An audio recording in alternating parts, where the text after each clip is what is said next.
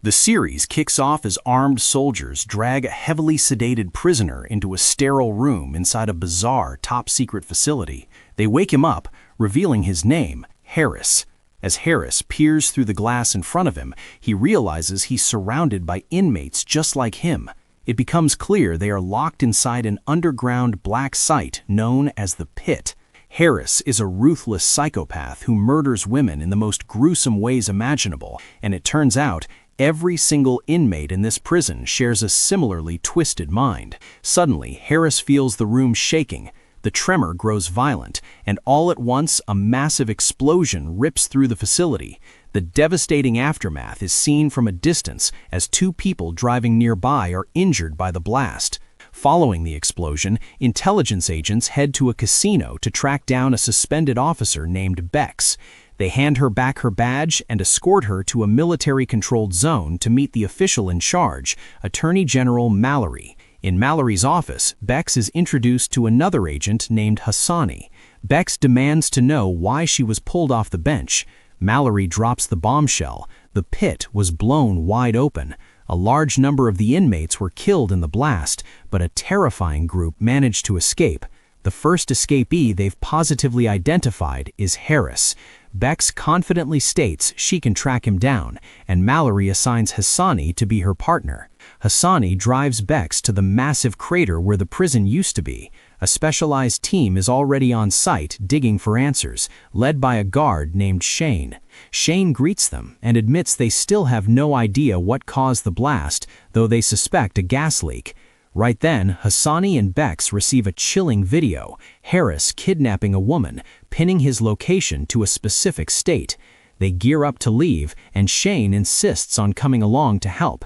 They agree, and the trio heads to the crime scene. Local cops are already there, but have turned up absolutely nothing.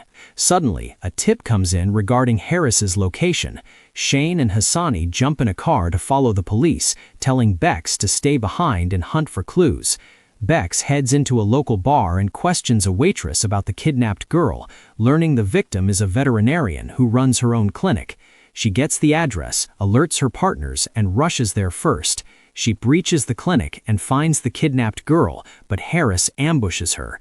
Just as things look grim, Hassani and Shane burst through the doors. Harris scrambles and manages to flee the scene, but Hassani and Shane check on Bex and successfully rescue the hostage. Realizing they need to understand how Harris thinks, the team reviews old prison surveillance tapes. Bex pieces together his MO and deduces that Harris is hunting down a specific woman, a survivor he failed to kill before he was locked up. They race to the woman's house to warn her and ask her to act as bait. She bravely agrees. Meanwhile, Harris steals a car, kidnaps another random woman, and stakes out his target's house. The team is already inside, lying in wait. Harris finally makes his move and breaks in. Bex and Hassani immediately draw their weapons on him, but the homeowner, desperate for her own revenge, sneaks up behind Harris with a shovel. Harris easily catches her and uses her as a human shield, threatening to snap her neck if the agents don't drop their guns. What he doesn't know is that Shane has flanked him from behind. Finding himself completely surrounded, Harris decides to kill the woman and go down in a blaze of glory. But Hassani is faster. He pulls the trigger, shooting Harris dead. The next day, as the body is hauled away, Hassani tells Bex to go inside and reassure the homeowner that her nightmare is over. Hassani and Shane sweep the perimeter to see if Harris stashed anything outside. Inside, the woman calmly puts a tea kettle on the stove. Hassani calls Bex, informing her they just found the girl Harris had kidnapped.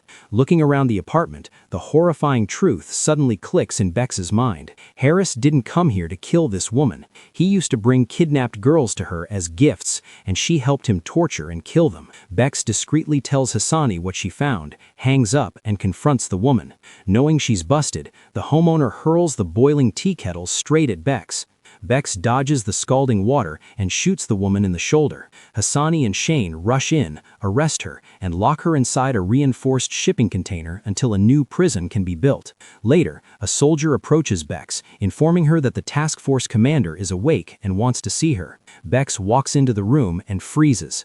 The commander is Oliver, her old partner. Dark memories flood back. They had a massive fallout years ago when a suspect finally confessed to them, but Oliver ruthlessly burned the man alive anyway. Oliver begs her to bury the past, saying he needs her expertise to hunt down the rest of the escapees. The next day at the base, the team gets a hit on a new fugitive. Oliver pulls up the files on Clayton, a deeply disturbed killer who murdered his entire family in cold blood at age 16. Right now, Clayton is inside the home of a woman named Lucy. He violently kidnaps her, bizarrely calling her by his own mother's name, and severely injures her husband in the process. Neighbors hear the chaos and call the cops.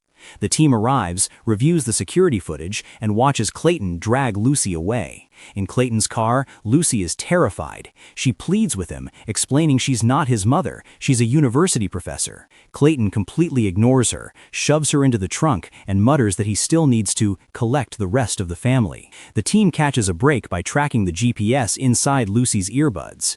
They trace the signal to a parked car, draw their weapons, and move in, only to find Lucy's teenage daughter making out with her boyfriend. She had her mom's earbuds the whole time. Back on their jet, Bex and Morales comb through Clayton's prison tapes. They notice something strange, words reflecting off Clayton's glasses.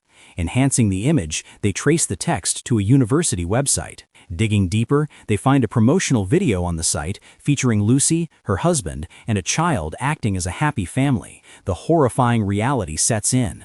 Clayton is hunting down the actors from that specific video. They immediately get a report that the husband from the video has just been abducted. The only target left is the son. The team tracks down the actor's real-life father, an elderly man with severe Alzheimer's, who thinks the agents are just plumbers.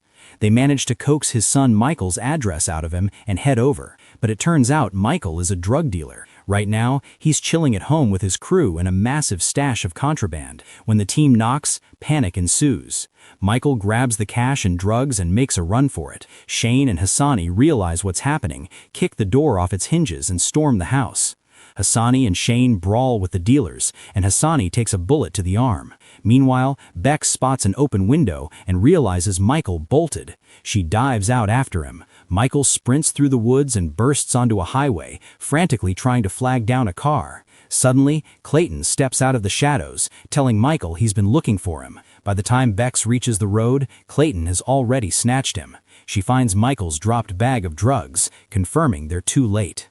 Back at HQ, Hassani gets patched up. Bex and Shane decide to pay a visit to Clayton's former psychiatrist to dig up a lead. The doctor welcomes them in, confined to the wheelchair because Clayton snapped his spine years ago. While Bex interrogates him, Shane snoops around the house. He snaps a photo of the doctor with some old colleagues, then discovers a hidden basement door. Drawing his weapon, Shane creeps downstairs and finds all the kidnapped victims tied up. Before he can react, Clayton bashes him over the head. Clayton calmly straps on a gas mask, floods the basement with sleeping gas, and walks out. Upstairs, Bex realizes Clayton has been hiding in the house this whole time. She calls out for Shane, gets no answer, and draws her gun. She finds the basement stairs, but the doctor suddenly mutters, "Forgive me," and slams the heavy door shut, locking her inside. As the gas fills the stairwell, Bex shoots the back door of the basement to vent the fumes before passing out. She manages to wake Shane, and the two rush back upstairs. They find Clayton choking the doctor from behind. Bex tries to negotiate with him, realizing Clayton literally possesses the mind of a child, but Hassani sneaks up from behind and puts a bullet through Clayton, ending the threat. An ambulance arrives for the doctor, and later Hassani takes Bex and Shane out for dinner. The trauma bonds them, and they officially welcome Shane into their inner circle. The next day, Hassani is secretly on the phone revealing his theory that the pit was intentionally sabotaged. His prime suspect? Oliver. He vows to find the smoking gun. Elsewhere, a woman is shopping for hunting gear. A man in the store takes an interest in her, follows her to the parking lot, and offers her a ride. During the drive, he tries to flirt, but she acts incredibly timid. He takes a sudden detour, claiming he wants to show her a gorgeous cliffside view. They park, and as he leans in to make a move, she ruthlessly stabs him to death. This is Brenda, another escapee. Brenda is a nature-obsessed killer who was originally locked up for buying an entire forest, hunting humans on the property, and feeding them to her pet wolves. HQ gets wind of the murder and confirms it's Brenda. Oliver orders the team to take her down. Morales tracks a payphone Brenda recently used, and the team raids the location, only to terrify a retired football coach. Realizing Brenda's gone, they awkwardly apologize. Back in the woods, Brenda corners a hunter, tells him he's trespassing on her land, and stabs him in the leg. The hunter limps away, dials 911 and begs for help, but Brenda catches up and finishes him off. Morales intercepts the 911 call and triangulates the phone's GPS. After some digging, Morales realizes Brenda has no idea the state seized and sold her forest when she was arrested. If she finds out, she'll go scorched earth and burn the whole place down. The team arrives at the hunter's corpse with a local park ranger. Shane gags at the gruesome sight and hangs back. Suddenly, Brenda's voice crackles over the ranger's radio, demanding to know what's going on in her forest. Bex bluntly tells her the land was sold. Brenda loses her mind, realizing her lawyer had been lying to her for years.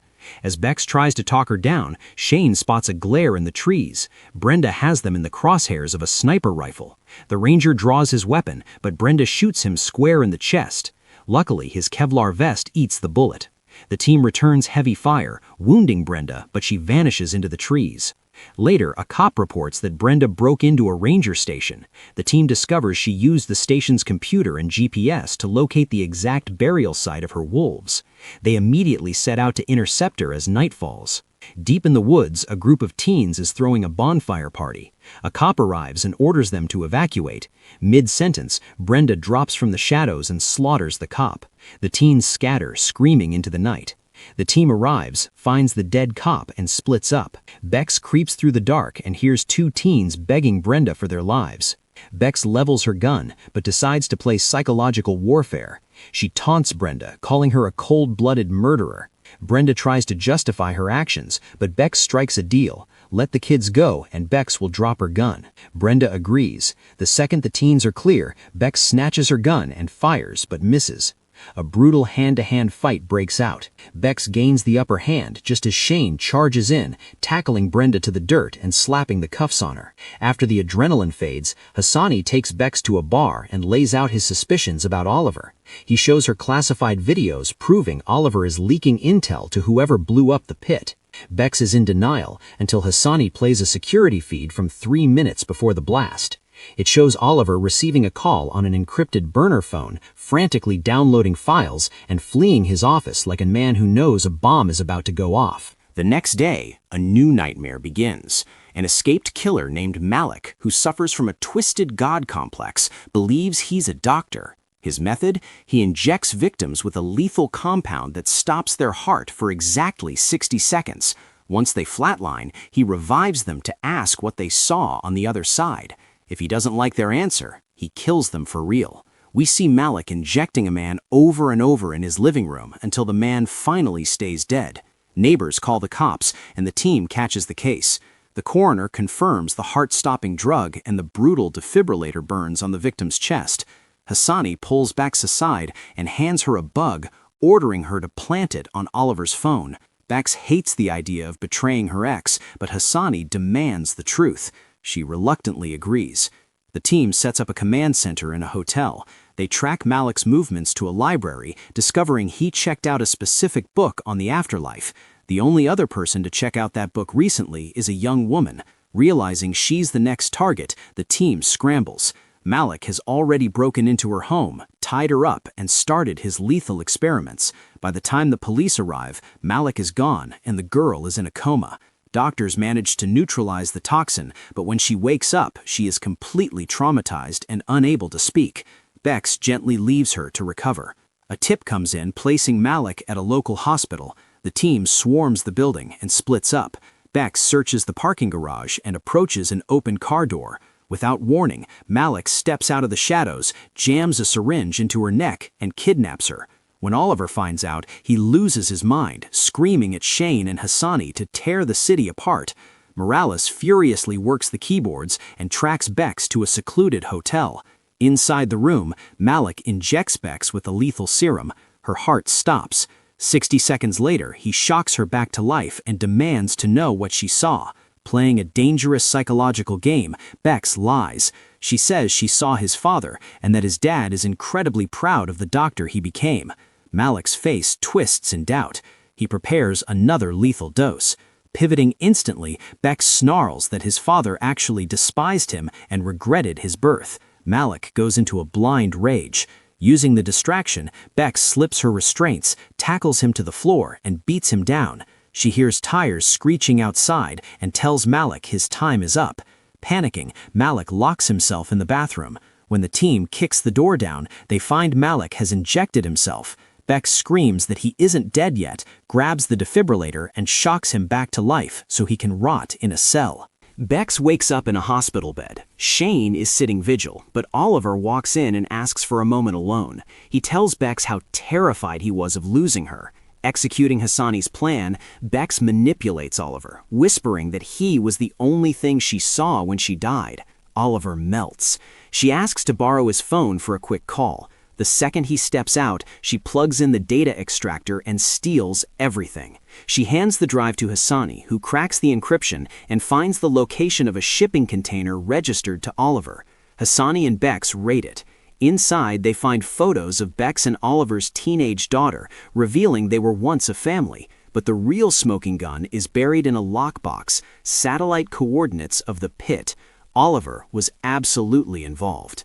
Later that night, Oliver is seen meeting a mysterious woman in an alley, handing her a flash drive of classified intel. The next morning, the team is hunting Jerry, an escapee who exclusively slaughters married couples. He committed his first double homicide as a child, paints portraits of his victims, and lives completely off the grid. We see Jerry knock on the door of a picturesque villa. The wife answers and gasps in horror. When the husband comes out, she screams at him to run. But Jerry slaughters them both. The team flies out to investigate. Digging into the victim's background, they discover her name is fake. She's actually one of Jerry's past victims who miraculously survived his attack years ago. When Jerry found out, he came back to finish the job. Morales gets a hit on Jerry at a train station. They rush there, but he's already boarded a train to another state to hunt down his final surviving victim. On the flight over, Bex profiles the case and uncovers a massive twist. Jerry didn't target these men randomly. The wives manipulated him. They faked falling in love with Jerry, convinced him to murder their husbands, and then abandoned him. Now, Jerry is crossing names off a revenge list.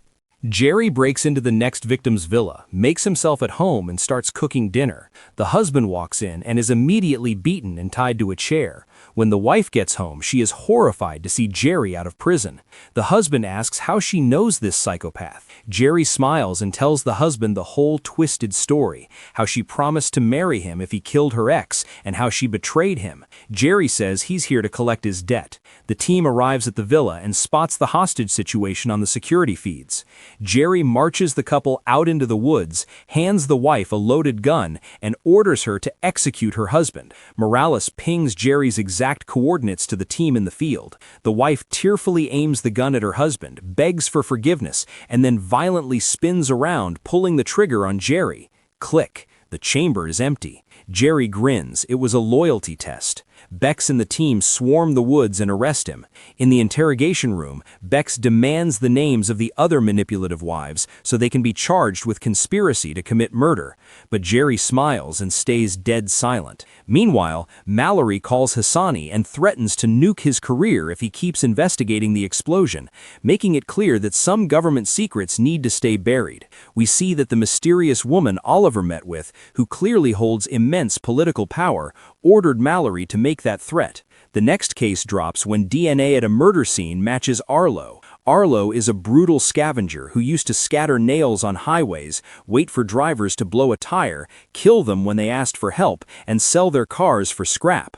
We see Arlo abduct a woman off the street, then storm into a hardware store, kidnapping the owner and his son. The team finds another one of Arlo's victims in a hospital, beaten into an irreversible coma. They scour the hardware store, but find nothing except the terrified wife. They locate the abducted woman's abandoned car next to a meditation center. The manager tells them Arlo bought a massive stockpile of robes.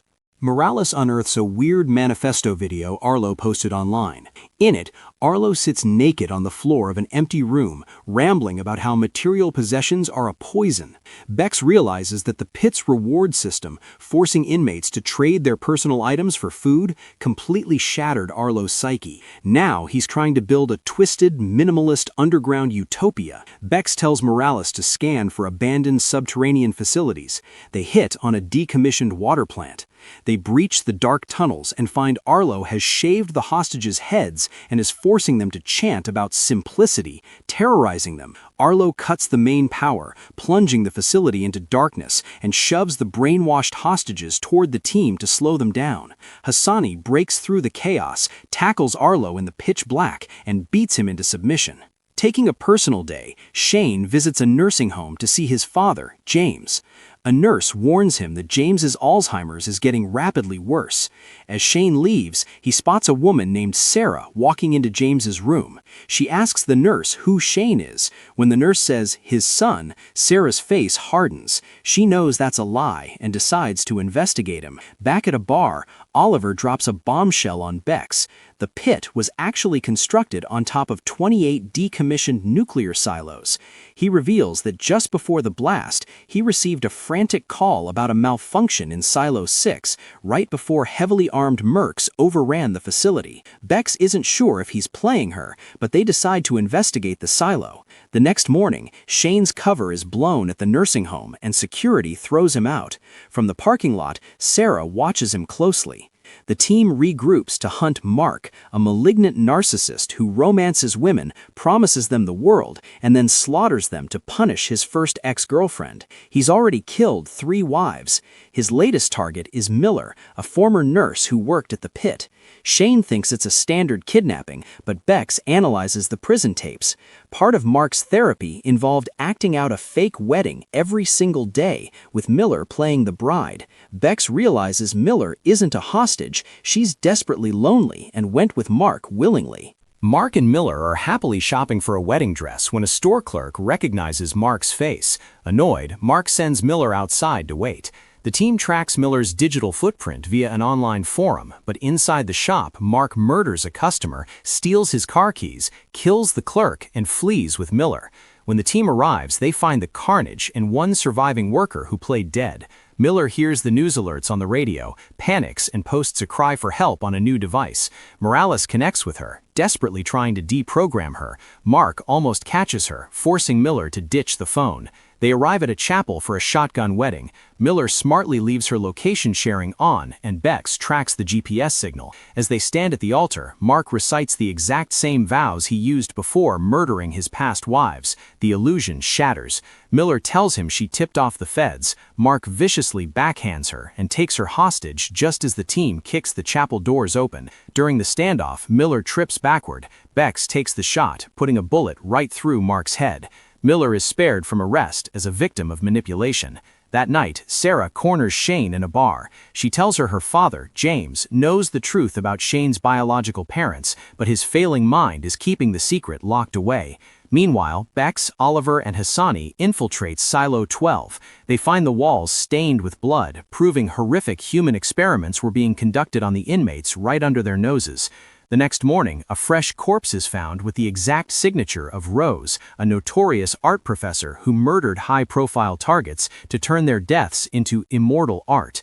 Since Rose is securely behind bars, Bex knows they have a copycat using Rose's personal sketchbook. They interrogate Rose, who smugly refuses to help.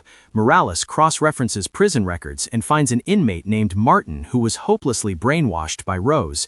Bex plays dirty. She edits crime scene photos to make it look like Martin is stealing Rose's glory. Enraged by the betrayal, Rose gives up Martin's next target, a university professor.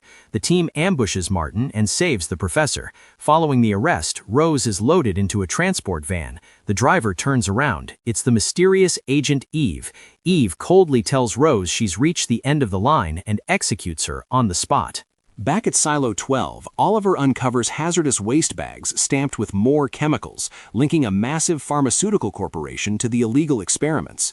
Concurrently, Sarah digs through her dad's attic and finds old VHS tapes showing Dr. James running psychological experiments on a young Shane. That night, a killer named Tom snatches a girl off the street. Tom's sadistic gimmick is forcing one girl to watch him murder another. He kidnaps Mary, a close friend of Morales. Morales is utterly devastated. Tom calls Mary's family just to taunt them. The team traces the call and kicks down his hotel door, arresting him, but Tom plays dumb about Mary's location. Playing hardball, Oliver blackmails Agent Eve. She caves, admitting that Dr. James used Tom as a guinea pig in his failed behavioral experiments. Running out of time, Bex hatches a wild plan. They heavily sedate Tom, tuck him into his hotel bed, and wipe the room to look untouched. When Tom wakes, he checks his notes, grabs his keys, and heads out to kill Mary. The team tails him, but Tom spots ultraviolet tracking powder on his hands and realizes he's walking into a trap. He pivots and violently attacks Morales, who is acting as a decoy. The team swarms him. Realizing he's caught, Tom kills himself. Morales manages to isolate a creepy melody Tom was humming during the drive, runs it through an audio decoder, and extracts GPS coordinates, saving Mary in the nick of time. Sarah meets Shane again, showing him a tape of a woman screaming at James, claiming to be Shane's mother. Bex and Oliver finally corner Agent Eve. Eve spills the ultimate secret. More Chemicals was running Black Book military experiments to weaponize the inmates. When the Pentagon got spooked and ordered a shutdown, More Chemicals' CEO blew up the silos and the pit to bury the evidence. A new threat emerges: Gina, a lethal pharmacist who kills instantly with poison transdermal patches. Eve warns the team that Gina is going straight for the top. She's targeting Mr. Moore at his massive corporate gala. Gina infiltrates the party disguised as a waitress, spikes the champagne, and watches the guests collapse. In the chaos, she slaps a poison patch on Moore's neck. He stumbles away and dies. Moore's heavily armed security team assumes Bex's squad are the assassins and opens fire. In the brutal shootout, Hassani takes a critical hit. Furious at the bloodbath and the blown cover, Mallory suspends and fires the entire team. But it's not over. Mallory breaks into Bex's house, steals her badge and gun, and marches into HQ. She holds Oliver at gunpoint, forcing him to permanently delete the experiment files. Bex and Shane rush the room. Shane doesn't hesitate. He puts a bullet in Gina's back. The threat is neutralized, but Oliver suddenly gasps and collapses. Gina had already slipped a poison patch onto his neck. Oliver dies on the floor. In the aftermath, James has a moment of clarity and asks Sarah about Shane's mother. To protect him, Sarah lies and says she died a long time ago. Meanwhile, Morales runs a vocal analysis on the screaming woman from Shane's childhood tapes. She freezes as the results pop up on her screen. The voice belongs to Agent Eve. Eve is Shane's mother. And that is how Season 1 of The Hunting Party ends.